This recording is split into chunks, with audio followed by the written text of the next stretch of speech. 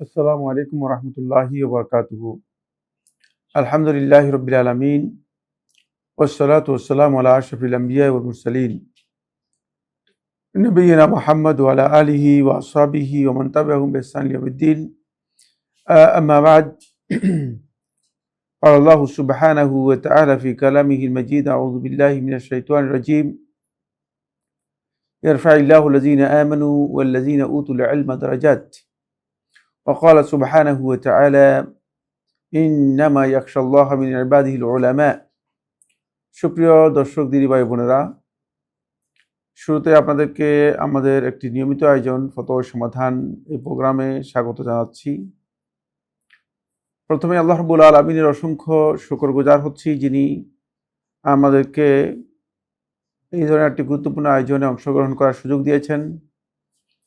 আমি শুরুতে আপনাদের সকলের কাছে আবেদন রাখব, আপনারা যারা এই প্রোগ্রামে অংশগ্রহণ করেছেন বা করছেন, আপনারা এই প্রোগ্রাম যাতে করে অন্যরাও অংশগ্রহণ করতে পারে এবং এই প্রোগ্রাম থেকে উপকৃত হতে পারে, এই জন্য আপনার এই প্রোগ্রাম আপনাদের পরিচিত যারা আছে তাদেরকে শেয়ার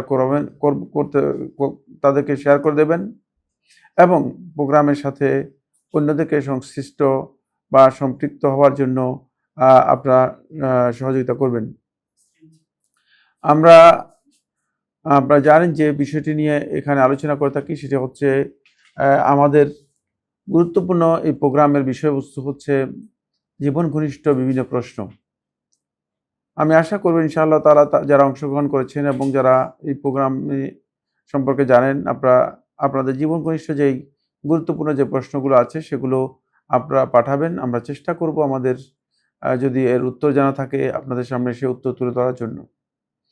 আমি কোরআনে কারীমের একটি আয়াত তেলাওয়াত করেছি, যে আয়াতের মূল কথা হচ্ছে আল্লাহ রাব্বুল আলামিনের ভয় আমাদের অন্তরের মধ্যে যদি আনতে হয়, যদি আমরা সত্যিকারভাবে আল্লাহ রাব্বুল আলামিনকে ভয় করতে চাই এবং অন্তরকে সত্যিকার অর্থে আল্লাহ তাআলার তাকওয়ার মানে উত্তীর্ণ করতে চাই, তাহলে আমাদের জন্য গুরুত্বপূর্ণ বিষয় হচ্ছে ইলম অর্জন করতে হবে।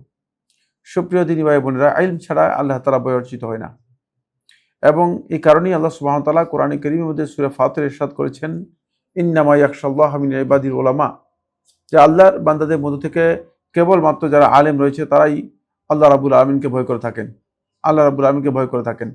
সুতরাং ইলম আমাদের খুবই গুরুত্বপূর্ণ একটি বিষয়। এই কারণেই যুগে যুগে তারাই আল্লাহ রাব্বুল আলামিনকে ভয় করতে পেরেছে, তারাই আল্লাহ তাআলার নৈকট্য লাভ করতে পেরেছে, তারাই আল্লাহর আযাব থেকে অথবা আল্লাহ তাআলার মাসিয়াত অবাধ্যতা থেকে নিজেদেরকে রক্ষা করতে পেরেছে, যারা সত্যিকার অর্থে আল্লাহ রাব্বুল আলামিনের সম্পর্কে ইলম অর্জন করতে পেরেছে। আর যারা আল্লাহ রাব্বুল আলামিন সম্পর্কে ইলম অর্জন করতে পারে নাই, ওমা কাদারুল্লাহ হাক্কা কাদরিহি, আল্লাহ সুবহানাহু ওয়া তাআলা কোরআনে কারীমের মধ্যে স্পষ্ট করে কথা বলে দিয়েছেন যে তারা ওমা কাদারুল্লাহ হাক্কা কাদরিহি, আল্লাহ রাব্বুল আলামিনের যে মর্যাদা রয়েছে, যে শ্রেষ্ঠত্ব রয়েছে, সেটা তারা কোনোভাবেই দিতে পারেনি। তারা হচ্ছে ইহুদি এবং খ্রিস্টান সম্প্রদায়। আপনারা জানেন যে ইহুদি এবং খ্রিস্টান সম্প্রদায় আল্লাহ রাব্বুল আলামিনের মর্যাদাকে এতভাবে ক্ষুণ্ণ করেছে, আল্লাহ রাব্বুল আলামিন সম্পর্কে তাদের বিরূপ মন্তব্য কোরআনে কারীমের মধ্যে আল্লাহ সুবহানাহু ওয়া তাআলা একেবারে স্পষ্ট করে উল্লেখ করে দিয়েছেন। তারা ঈসা ইবনে মারইয়াম আলাইহিস সালাতু ওয়াস সালামকে আল্লাহ রাব্বুল আলামিন পুত্রে পরিণত করে দিয়েছে। আর ইহুদি সম্প্রদায় তারা উযাইর আলাইহিস সালাতু ওয়াস সালামকে আল্লাহ তাআলা পুত্রে পরিণত করে দিয়েছে। এখান থেকে বোঝা যায় যে তারা মূলত আল্লাহ সুবহানাহু ওয়া তাআলা সম্পর্কে তাদের প্রকৃত জ্ঞান না থাকার কারণে আল্লাহ রাব্বুল আলামিনের ভয় তাদের অন্তর্মধ্যে আসেনি, এবং আল্লাহ তাআলা সম্পর্কে তারা বিভিন্ন ধরনের বিরূপ মন্তব্য করেছে। যতক্ষণ পর্যন্ত সত্যিকারভাবে একজন ঈমানদার ব্যক্তি ইলম অর্জন করতে পারবে না, ততক্ষণ পর্যন্ত সে আল্লাহ তাআলার ভয় নিজের অন্তরের মধ্যে আনতে পারবে না। আল্লাহ তাআলার ভয় যতক্ষণ পর্যন্ত আসবে না, ততক্ষণ পর্যন্ত কোনো ব্যক্তি আল্লাহ তাআলার নৈকট্য লাভ করতে পারবে না। আসুন আমরা আল্লাহ রাব্বুল আলামিনের নৈকট্য লাভ করতে যদি আমরা ইচ্ছা পোষণ করি, তাহলে আমাদেরকে অবশ্যই এটি খেয়াল রাখতে হবে যে আমাদেরকে দ্বীনের ইলম অর্জন করাটা আমাদের জন্য খুবই জরুরি। দ্বীনের ইলম অর্জন করতে হলে আমাদেরকে এখন আমাদের কোন প্ল্যাটফর্মে আমরা দ্বীনের ইলম অর্জন করব? আমরা স্কুলে ভর্তি হব, আমরা মাদ্রাসায় ভর্তি হব, আমরা কোনো ক্লাসে ভর্তি হব, সেটা সম্ভব নয়। আমাদেরকে আসতে হবে হালাকাতুল ইলম, ইলমের যে হালাকাতগুলো আছে সেই হালাকাতগুলো থেকে আমাদের অংশগ্রহণ করতে হবে। যদি আমরা এই হালাকাতগুলোতে অংশগ্রহণ করতে পারি, তাহলে আমরা উপকৃত হব বেশি।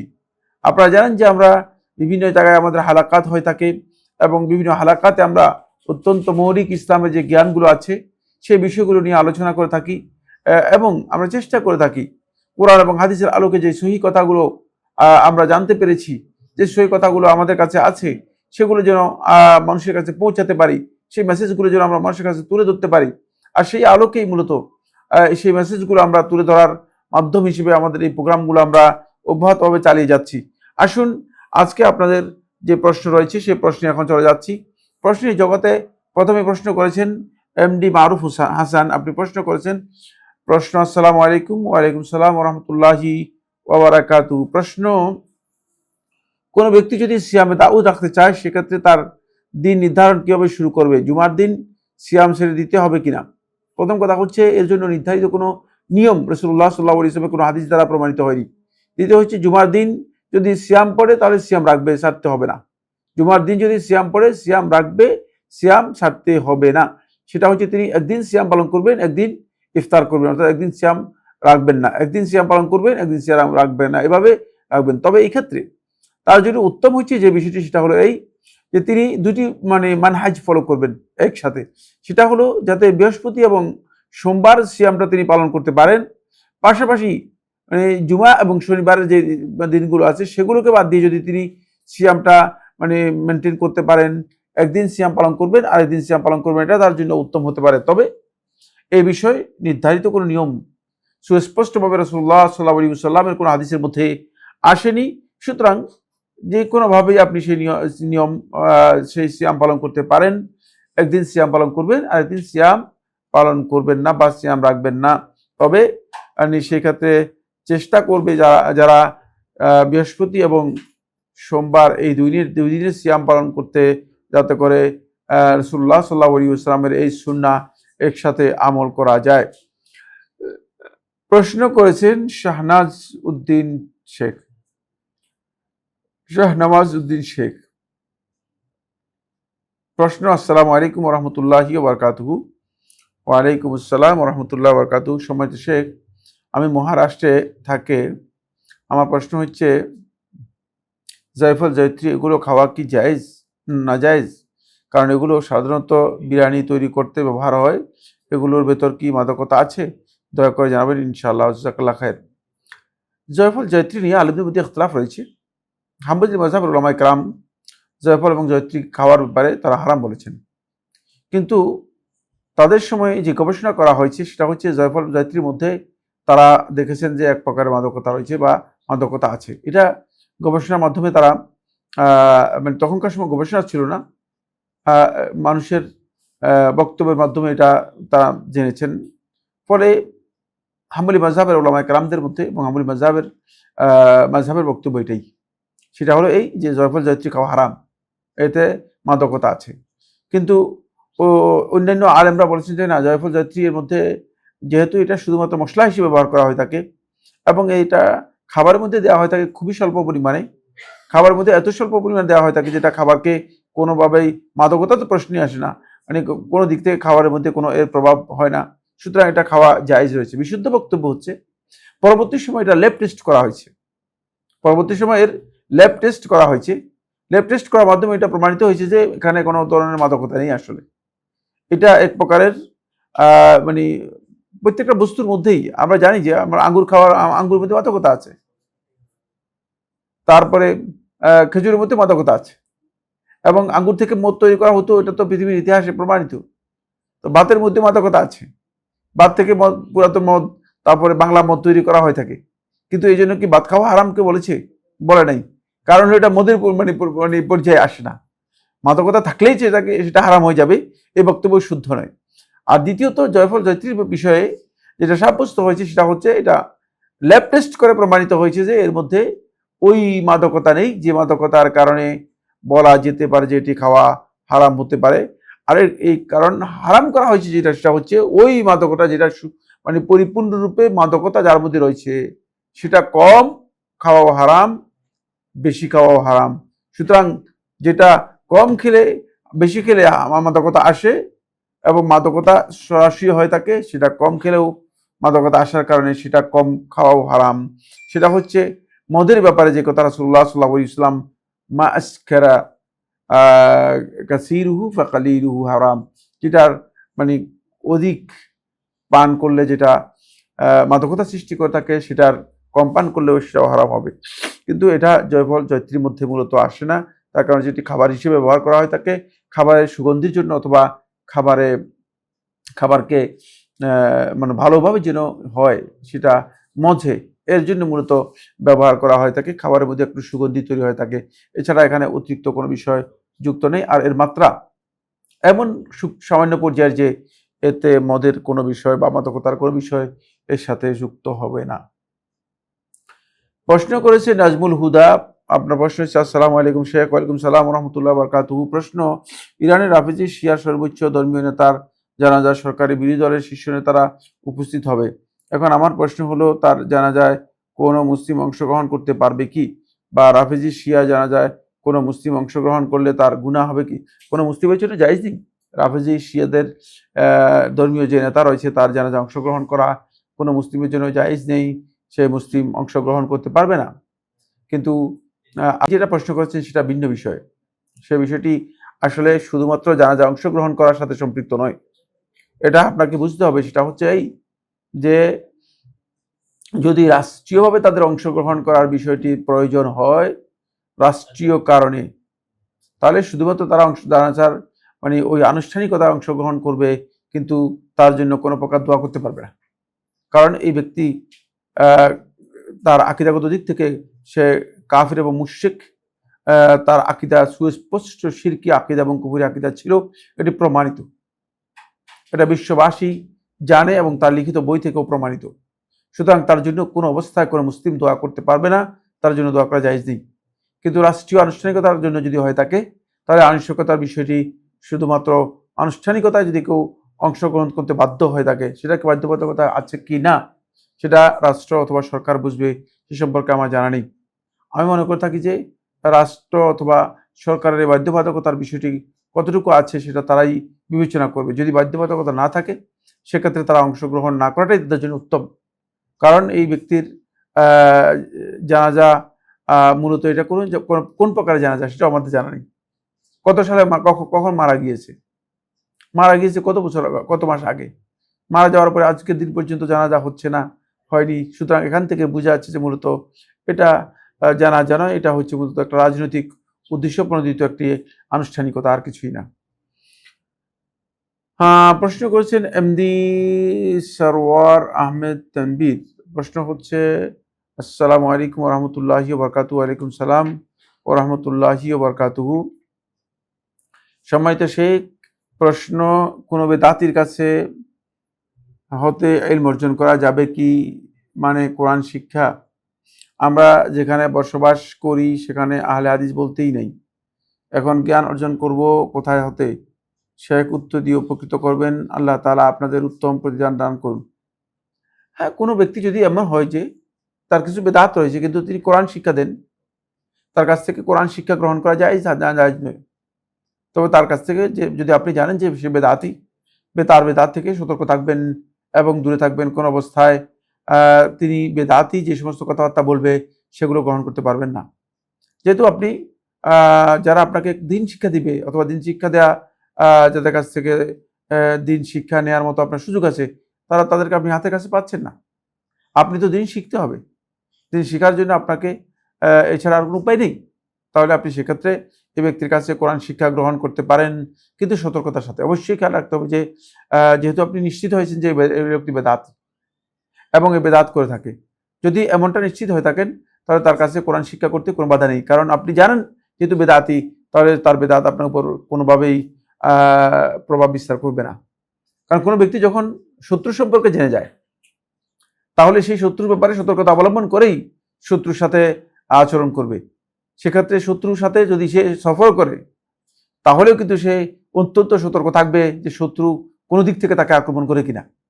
যখন আপনি একজন ব্যক্তির ব্যাপারে নিশ্চিত হয়ে যাবেন সে বেদাতি, তাহলে তার বেদাতের ব্যাপারে নিশ্চিত হয়ে যাওয়ার পর এখন আপনার যদি কোনো প্রয়োজন হয় সেখানে, যে প্রয়োজন থেকে আপনি তার কাছ থেকে এই প্রয়োজন পূরণ করতে হবে, এছাড়া আপনি পূরণ করতে পারছেন না, যেমন আপনি উল্লেখ করেছেন কোরআন শিক্ষা দেওয়ার মতো সেখানে কেউ নেই, তাহলে তার কাছ থেকে আপনি কোরআন শিক্ষা নিতে পারবেন, কিন্তু তার বেদাতের ব্যাপারে অবশ্যই পরিপূর্ণ সতর্ক থাকতে হবে আপনাকে। ফেসবুক অ্যাকাউন্টের নাম দিয়েছেন dindarsongi.com। আসসালামু আলাইকুম। ওয়ালাইকুম সালাম। শেখ dindarsongi.com নামে আমরা একটি ইসলামিক ম্যাট্রিমনি ওয়েবসাইট তৈরি করেছি, যেখানে দিনদার পাত্রীরা তাদের বায়োডাটা জমা দেয় এবং যে কেউ সেগুলো দেখে ভালো লাগলে প্রস্তাব পাঠাতে পারে। প্রশ্ন, এরকম সাইটে পর্দা ও শরিয়া রক্ষার জন্য কি কি নীতিমালা থাকা উচিত? এর উদ্যোগটি কতটা গ্রহণযোগ্য বলে আপনি মনে করেন? আপনার নসিহত আশা করছি। জাযাকুমুল্লাহ খায়র। প্রথম কথা হচ্ছে, এ ধরনের উদ্যোগ মানে এটা কোনো এমন মানে বিষয় নয় যে উদ্যোগটা খুবই প্রশংসনীয় হতে পারে অথবা এটা শরিয়াতে সুন্নত মুস্তাহাব বা ভালো কাজ হিসেবে বিবেচিত হতে পারে। তার কারণ হচ্ছে এই ধরনের জিনিসগুলো অনেক সময় মানুষদেরকে বিভ্রান্তির দিকে নিয়ে যায় অথবা পথভ্রষ্টতার দিকে নিয়ে যায় এবং তারা হেদায়েতভ্রষ্ট অথবা নৈতিকভাবেও অনেকের অবক্ষয় তৈরি হয়ে থাকে। সুতরাং এগুলো সতর্কতা অবলম্বন করা খুবই গুরুত্বপূর্ণ বিষয়। এক্ষেত্রে আপনারা যে নীতিমালার কথা আপনি উল্লেখ করেছেন সেখানে অনেকগুলো নীতিমালার প্রয়োজন রয়েছে। এটা শুধুমাত্র প্রশ্ন উত্তরের প্রোগ্রামের মধ্যে যথেষ্ট নয়। প্রশ্নোত্তর প্রোগ্রামের মধ্যে যথেষ্ট নয়, কারণ একজন ব্যক্তি তার যখন বায়োডাটা অথবা তার যেই জীবন বৃত্তান্ত তিনি দিয়ে দিবেন, ব্যক্তিগত ইনফরমেশনগুলো দিয়ে দিবেন, তার ব্যক্তিগত ইনফরমেশনগুলোর মানে এখানে সিকিউরিটি মেনটেন করা, সিক্রেসিকে আপনার মানে অগ্রাধিকার দেয়া এবং এটা অন্যের কাছে ততক্ষণ পর্যন্ত জানানো জায়েজ নেই যতক্ষণ পর্যন্ত আসলে বিয়ে করার ব্যাপারে কোনো ব্যক্তি নিশ্চিত না হবে। যখন কোনো ব্যক্তি বিয়ে করার ইচ্ছা পোষণ করবে তখন তার কাছে সেটা আপনি দিতে পারেন। কিন্তু দেখা গেল যে এটা আপনি একটা মানে অনলাইন পোর্টাল তৈরি করেছেন, অনলাইন পোর্টালের মধ্যে অথবা অনলাইন আপনি বলেছেন যে ওয়েবসাইট করে দিয়েছেন, যে ওয়েবসাইটের মধ্যে এটা মানে যে কেউ মানে দেখতে পারতেছে বা যে কেউ এখানে মানে ঢুকতে পারতেছে। অনেকটা বলা যেতে পারে যেটা মানে এই মানুষের নীতি নৈতিকতার উপর একটা এটা খোলা বাজার, ওপেন মার্কেট করে দিয়েছে। তো এই নীতি নৈতিকতার উপরে যে ওপেন মার্কেট, এই ওপেন মার্কেট আসলে মোটেও শুদ্ধ নয়, কারণ এখানে মানুষের কিছু ব্যক্তিগত বিষয় থাকতে পারে, যে ব্যক্তিগত বিষয়গুলো হয়তো তিনি বিয়ের ব্যাপারে উল্লেখ করবেন কিন্তু সেটা অন্যের জানা প্রয়োজন নেই বা অন্য জানলে ক্ষতি হতে পারে, অন্য জানলে তার হয়তো সেখানে মানহানি হতে পারে, সম্মান ক্ষতিগ্রস্ত হতে পারে। তাই এই সমস্ত ক্ষেত্রে মানে সতর্কতা অবলম্বন করতে হবে। একটা হচ্ছে গোপনীয়তার বিষয় থাকতে হবে, আমানতদারিতার বিষয় থাকতে হবে। 3 নম্বর হচ্ছে কোনোভাবেই এটা প্রকাশিত হবে না। 4 নম্বর হচ্ছে মানে শুধুমাত্র যারা বিয়ের জন্য প্রস্তাব দেবে তাদের সাথে সরাসরি লিয়াজো মেনটেন করে দেওয়া হবে, তাদের অভিভাবকের সাথে সরাসরি লিয়াজো মেনটেন করে দেওয়া হবে। এটা যদি হয়ে থাকে তাহলে এটা শুদ্ধ হবে। দেখা যায় এটা পরবর্তী সময়ে এটা অনেকটা এমন এক মানে পর্যায়ে চলে যায়, মনে হচ্ছে যেন এটা হলো মানে বিয়ের ব্যবসায়িক কেন্দ্র। যদি বিয়ে নিয়ে এই ধরনের তিজারাত বা এই ধরনের ব্যবসা চালু হয়ে যায় তাহলে এটা কোনো অবস্থাতে আমি মনে করি আনন্দের বিষয়ও নয়, আর ইসলামী শরিয়াতে এটা ভালো কাজ হিসেবে বিবেচনা হবে আমি এটা মনে করি না। আমার ব্যক্তিগতভাবে ওটা মনে করি না। কোনো আলেম কোনো যুগ এটা করে নেই। আমাদের জানতে হবে তো 1400 বছরের ইতিহাস আমরা জানতে হবে। বিয়ে তো 1400 বছর পর্যন্ত, 1450 বছর পর্যন্ত হয়ে আসতেছে ইসলামের ইতিহাসে। ইসলামের ইতিহাসে এই 1400 বছর পর্যন্ত এ ধরনের মানে আপনি যে মানে ম্যাট্রিমনি ওয়েবসাইট করেছেন সেটা কি কেউ করেছে কিনা? এ ধরনের কাজের কোনো বিষয় ছিল কিনা? না। হ্যাঁ, লোকেরা মানে প্রস্তাব নিয়ে আসতো, আসলে সংশ্লিষ্ট যারা তাদের পরিচিত কেউ থাকলে তাদেরকে সেখানে রেফার করে দিত, বলতো যে অমুকের কাছে, বলতো যে হ্যাঁ একটা অমুক এখানে একটা পাত্র আছে অথবা এখানে একটা পাত্রী আছে, যান সেখানে আপনার কথাবার্তা বলেন। এখন দেখা যাচ্ছে যে এখানে অনেক ক্ষেত্রে আমানতদারিতার বিষয়টি একেবারে লঙ্ঘিত হয়। পরে দেখা যায় যে মানে মেয়ের ক্ষেত্রে বাড়াবাড়ি করা হয়, ছেলের ক্ষেত্রে বাড়াবাড়ি করা হয়, অতিরিক্ত ইনফরমেশন দেওয়া হয়, মানে অতিরিক্ত কথাবার্তা বলা হয় তাকে এবং ভুল বুঝাবুঝি তৈরি হয়। পরবর্তী সময়ে এই ধরনের বিয়ে অনেক ক্ষেত্রে প্রশ্নবিদ্ধ হয় অথবা অনেক ক্ষেত্রে দেখা যায় বিয়ে শেষ পর্যন্ত আর টিকেই না, বিয়ে শেষ পর্যন্ত টিকেই না। সুতরাং এই কাজগুলো সুনির্দিষ্ট নীতিমালা থাকতে হবে। সেই নীতিমালা আপনারা তৈরি করে হয়তো আমাদের কাছে দিলে আমরা সেগুলোকে কিছুটা আমরা কম্পাইল করে দিতে পারি, কাস্টমাইজ করে দিতে পারি, সেটা পারি। কিন্তু আপনি বলে যে পুরা নীতিমালা এই প্রোগ্রামের মধ্যে আলোচনা করা হবে, এটা এই প্রোগ্রামের সাথে যায় না। প্রশ্ন করেছেন জাউল করিম, আসসালামু আলাইকুম। ওয়ালাইকুম সালাম রহমতুল্লাহ বারকাতু। ডেকোরেটরের লোকেরা একসাথে শত শত মুরগি জবাই করে, এতে করে তা প্রতি মুরগি জবাই করার সময় বিসমিল্লাহ বলে কিনা সেটা সন্দেহের, এবং জিজ্ঞেস করলে বলে প্রথমেই তো বলেছি, আর সবগুলোতে বলতে হবে কেন? এবং সব অনুষ্ঠানে তো জানাও যায় না যে যারা জবাই করছে কিভাবে। দয়া করে শরীয়তের বিধান কি তা জানাবেন। আর প্রথমে একবার বিসমিল্লাহ বললেই হবে নাকি প্রত্যেক মুরগি বিসমিল্লাহ জবাই করার সময় বলতেই হবে? সেক্ষেত্রে মানে তাদেরকে বলতে হবে যে বিসমিল্লাহ বলে জবাই করবেন, বিসমিল্লাহ বলে জবাই করবেন। এরপর যদি তিনি জবাই করেন, তার জবাই করা হালাল, আর প্রশ্ন করার সুযোগ নেই। প্রশ্ন এবং সন্দেহ দুইটাই এখানে অবাঞ্ছিত। প্রশ্ন এবং সন্দেহ দুইটাই এখানে অবাঞ্ছিত। প্রশ্ন করেছেন নাম বাইজিদ আলবী, আপনি প্রশ্ন করেছেন আসসালামু আলাইকুম ও রহমতুল্লাহ। ওয়ালাইকুম সালাম ও রহমতুল্লাহ বরকাতুহু।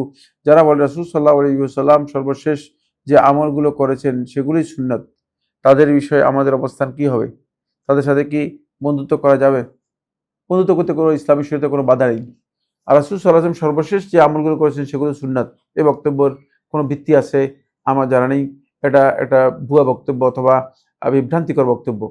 রাসূল সাল্লাল্লাহু আলাইহি ওয়াসাল্লাম সর্বশেষ কি কি আমল করেছেন, আর কি কি আমল রাসূলুল্লাহ সাল্লাল্লাহু আলাইহি ওয়াসাল্লাম সর্বশেষ করেন নাই, এর প্রমাণ দিতে হলে আল্লাহ রাসূল সাল্লাল্লাহু আলাইহি ওয়াসাল্লামের আমলের ঐতিহাসিক মানে তারিখ অথবা ঐতিহাসিক অবস্থান জানতে হবে। শুধুমাত্র নিজের মন করা মুখে বললে তো হবে না।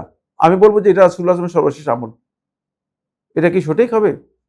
যেমন কেউ কেউ এই কথা বলে থাকেন যে আল্লাহ রাসূল সাল্লাল্লাহু আলাইহি ওয়াসাল্লাম প্রথমে রফুলিদান করছেন, তারপর রফুলিদান করেন নাই। তাদের ধারণা হচ্ছে যে রাসূলুল্লাহ সাল্লাল্লাহু আলাইহি ওয়াসাল্লামের সর্বশেষ আমল হচ্ছে রফুলিদান না করা। একেবারে ভুয়া কথা। শেখুল ইসলাম ইবনে তাইমিয়া রহমতুল্লাহ, ইবনুল কাইয়িম রহমতুল্লাহ এটা বলেছেন যে আল্লাহ রাসূল সাল্লাল্লাহু আলাইহি ওয়াসাল্লাম একেবারে মৃত্যু পর্যন্ত রফুল ইয়াদাইন করেছেন। রাসূলুল্লাহ সাল্লাল্লাহু আলাইহি জীবনের পুরা জীবনের আমল হচ্ছে রফুল ইয়াদাইন। সুতরাং এই সমস্ত ভুয়া কথা কেউ দাবি করলে তার এই দাবি মোটেও শুদ্ধ নয়। কিন্তু বন্ধুত্বের মাসালাটা ভিন্ন। বন্ধুত্ব হচ্ছে এই সমস্ত ব্যক্তি এই কথা বলার কারণে সে কাফের হয়ে যাবে অথবা বেদ্বীন হয়ে যাবে, তার সাথে বন্ধুত্ব করা যাবে না, এই বক্তব্য মোটেও সঠিক নয়। প্রশ্ন করেছেন মুস্তাফা মনোয়ার আনিক, আপনি প্রশ্ন করেছেন আসসালামু আলাইকুম শেখ। ওয়ালাইকুম সালাম। হকপন্থী আলেমদের সমালোচনা করার বিধান কি? তাদের ভুলভ্রান্তির ব্যাপারে শরিয়ার নীতিমালা জানতে চাই। প্রথম কথা হচ্ছে আলেমদের সমালোচনা করবেন না। আলেমদের সমালোচনা করার জন্য আপনাকে দায়িত্ব দেওয়া হয়নি। হকপন্থী যিনি সত্যিকার হককে অনুসরণ করে থাকেন, এই সমস্ত আলেমদের কোনো বক্তব্যে যদি কারো মনোপুত না হয়ে থাকে তিনি চুপ থাকবেন। তিনি আলেমদের সমালোচনা করবেন না। যারা আলেমদের সমালোচনা করে থাকে তারা পথভ্রষ্ট এবং বিভ্রান্ত, এবং তাদের অন্তরের ত্রুটি প্রমাণিত হয়েছে। এটা অন্তরের ত্রুটি, এটা সালফে সালেহিনগণ অন্তরের ত্রুটি হিসেবে এটাকে আখ্যায়িত করতেন। সুতরাং যারা আলেমদের সমালোচনা করবে তাদের অন্তরের মধ্যে ত্রুটি আছে, এটা স্পষ্ট বিষয়। এক্ষেত্রে যদি কেউ আলেমদের সমালোচনা করেন তিনি ক্ষতিগ্রস্ত হয়ে যাবেন, কারণ এটা ইয়াকুম ওয়া লুহুমুল উলামা ফাইন্নাহা মাসমুমা।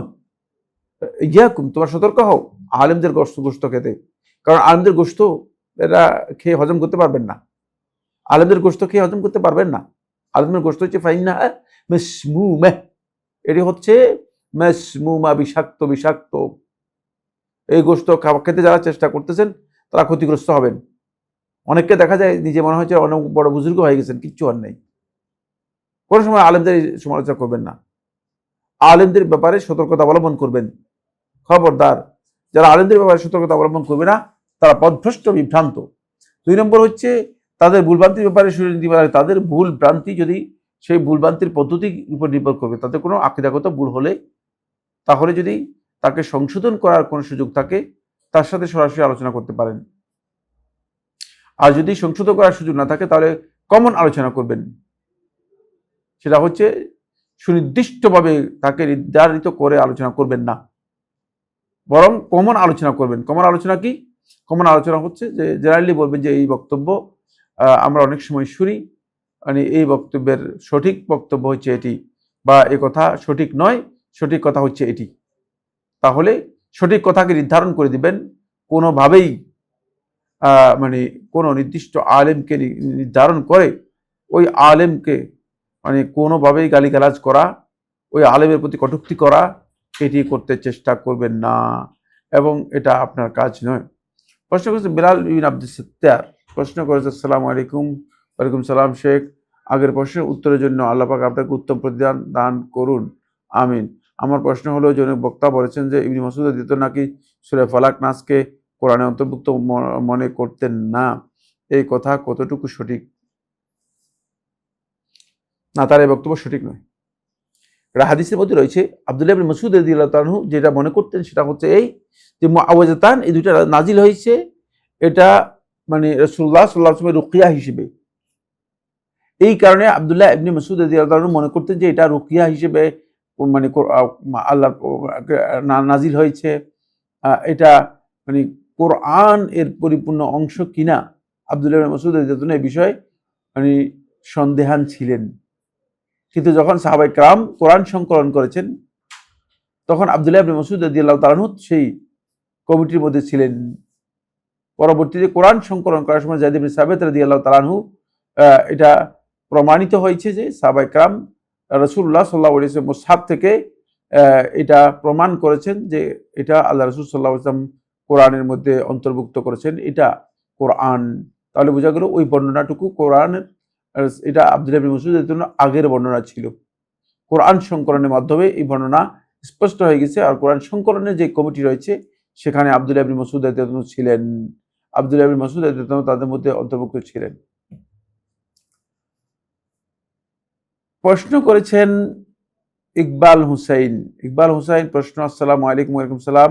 রাসূলুল্লাহ সাল্লাল্লাহু আলাইহি ওয়াসাল্লাম বলেছেন একজন ব্যক্তির ইসলামের পরিপূর্ণতার একটি লক্ষণ হলো যে তার জন্য জরুরি নয় এমন কাজ সে ত্যাগ করে। তিরমিজি 2239। আমার প্রশ্ন হলো এই হাদিসের আলোকে দুনিয়াবি এবং ইসলামী হালাল কাজগুলোর মধ্য থেকে কিভাবে বুঝবো যে কোন কাজগুলো আমার জন্য জরুরি নয়? কারণ আমি ইসলামিক ও দুনিয়াবি অনেক হালাল কাজে সময় ব্যয় করি, কিন্তু অনেক সময় বুঝতে পারি না কোন কাজগুলো আমার জন্য জরুরি বা জরুরি নয়। কেন বুঝতে পারবেন না? যে কাজটা আপনার নিজের প্রয়োজনের সাথে, নিজের উন্নয়নের সাথে, নিজের পরিবর্তনের সাথে যে কাজটা সম্পৃক্ত নয়, সেটাই আপনার জন্য জরুরি নয়। সেটাই আপনার জন্য জরুরি নয়। খুবই সহজ কথা। জরুরি হচ্ছে যেটা আপনার না করলেই নয়, অথবা যেটা করা আপনার জন্য প্রয়োজন, আপনার জ্ঞানের জন্য, আপনার একাডেমিক প্রয়োজনের জন্য, আপনার এটাকে কি কয় চারিত্রিক প্রয়োজনের জন্য, অথবা আপনার ডেভেলপমেন্টের জন্য, অথবা আপনার আর্থিক প্রয়োজনের জন্য যেটা প্রয়োজন করতে, সেটা হচ্ছে জরুরি। আর যেটা প্রয়োজন নয় সেটা জরুরি নয়। প্রশ্ন করেছেন নাম শাহজালাল। আপনি প্রশ্ন করেছেন যে অজ্ঞতাবশত সময় হওয়ার আগেই সালাত আদায় করে নেওয়ার বিধান কি? যখন আপনি মনে পড়বে তখন আপনাকে এই সালাত আদায় করতে হবে। কিন্তু যদি আপনি সালাতের সময় শেষ হয়ে যায়, ফৌত হয়ে যায়, অজ্ঞতাবশত আপনি সালাত আদায় করে ফেলেছেন কিন্তু সালাতের সময় ফৌত হয়ে গেছে, তারপর মনে পড়েছে, তাহলে আপনার আদা করতে হবে না। কারণ এই অবস্থায় আল জাহরু ইউতাবারু উযরান, জাহাল এখানে উযর হিসেবে বিবেচিত হবে। কারণ হাযা মিম্মা লা ইস্তাদরাক, এটাকে ইস্তিদরাক করার, এটাকে কোনোভাবে রিকভার করার কোনো সুযোগ নেই। সকল ইসলামী শরিয়ার মূলনীতি হচ্ছে যেটা মিম্মা লা ইস্তাদরাক ইযা ফাতা, যেটা চলে গেলে ইস্তিদরাক করার সুযোগ থাকে না, সেক্ষেত্রে এর জন্য কোনো ধরনের মানে আদা অথবা কোনো ধরনের মানে হুকুম নেই, এর জন্য হুকুম নেই। যেমন ওই ব্যক্তির মতো যে ব্যক্তি তার উপর সিজদায়ে সাহু ওয়াজিব হয়েছে, যে ব্যক্তি সিজদায়ে সাহু ওয়াজিব হয়েছে, সিজদায়ে সাহু ওয়াজিব হয়েছে কিন্তু সাহুর দিতে গিয়ে ভুলে গেছে, তাহলে তাকে আর সিজদায়ে সাহু দিতে হবে না, তাকে সালাতই আদা করতে হবে না। আল্লাহ রাব্বুল আলামিন আমাদের সবাইকে শরীয়তের এই বিষয়গুলো বোঝার তৌফিক দান করুন, আমরা যেন আমাদের জীবন ঘনিষ্ঠ বিষয়গুলোকে উপলব্ধি করতে পারি এবং সে অনুযায়ী আমল করতে পারি, সে তৌফিক দান করুন। হাজা সুবহানাকাল্লাহুম্মা ওয়া বিহামদিকা আশহাদু আল্লা ইলাহা ইল্লা আনতা আস্তাগফিরুকা ওয়া আতুবু ইলাইক। আসসালামু আলাইকুম ওয়া রাহমাতুল্লাহি ওয়া বারাকাতুহু।